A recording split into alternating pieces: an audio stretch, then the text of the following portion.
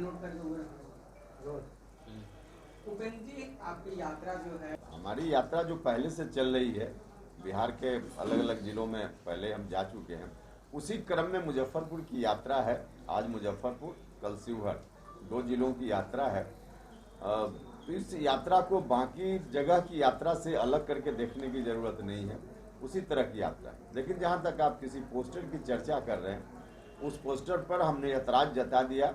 जो लोग भी उस पोस्टर पे जिनकी तस्वीर थी, उसमें एक सीनियर लीडर को फ़ोन करके हमने कहा यह ठीक नहीं है। और ऐसे भी उनका जो जवाब था कि यह पार्टी का नहीं है, कोई सोशल ऑर्गेनाइजेशन की ओर से हमने लगाया है। फिर भी जो कुछ भी था उसमें हमने उनको बता दिया है, ऐतराज जता दिया।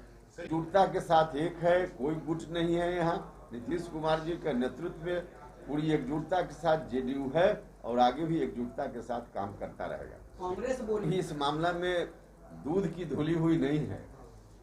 2010 में पार्लियामेंट ने सर्वसम्मत से कहा था कि जात की गणना कराइए। उसमें कांग्रेस पार्टी के लोग भी शामिल थे। उस समय कांग्रेस के नेतृत्व में सरकार थी। क्यों नहीं हुआ उस समय? कांग्रेस को जवाब देना चाहिए। कांग्रेस दूध की धुली हुई नहीं है इस मामला।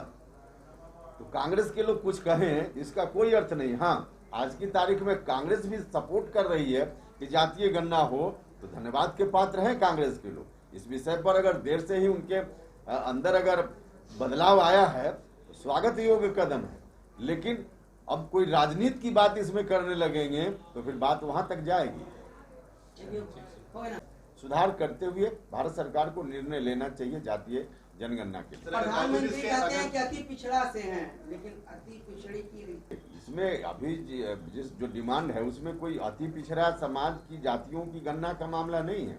इसमें तो सभी जिस जात के लोग भी हैं, चाहे सामान्य जात के लोग हों, पिछड़ा अति पिछड़ा सबके लिए है और सबकी गणना की जरूरत है।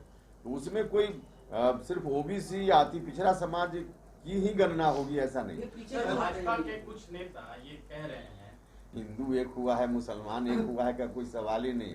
हिंदुस्तान का संविधान कहता है कि धर्म से सरकार को कोई लेना देना नहीं है, राज्य को कोई लेना देना नहीं, राज्य का कोई धर्म नहीं है। धर्म व्यक्तिगत चीज है, जनता जिसको जो धर्म मानना हो माने। इसके आधार पे गोलबंदी होने और न होने का कोई मामला नहीं। सर, अगर जातिगत जनगणना की मांग जो आप लोग कर रहे हैं, अगर इस बार नहीं होता है तो क्या बीजेपी से टकराव संभव है? आपको लगता है कि परिस्थिति ऐसी हो सकती है और संबंध जो बिहार में है उस पर भी असर पड़ सकता है? नहीं, देखिए, हम तो अभी सकारात्मक हैं, पॉजिटिव हैं। मुख्यमंत्री जी भी जब वहाँ से प्रधानमंत्री जी से निकलकर बाहर आए तो उन्होंने भी कहा कि प्रधानमंत्री जी ने मना नहीं किया है। तो आज भी हम सकारात्मक हैं।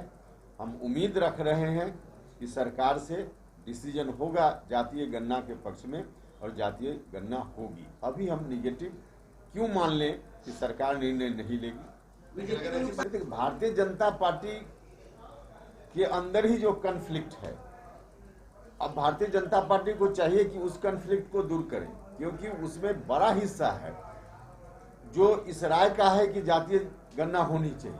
उसमें कुछ लोग यदाकदा बोल देते हैं कि नहीं होनी चाहिए। तो भारतीय जनता पार्टी को पहले अपने अंदर के कॉन्फ्लिक्ट को दूर करना चाहिए और यह इशू देश का इशू है।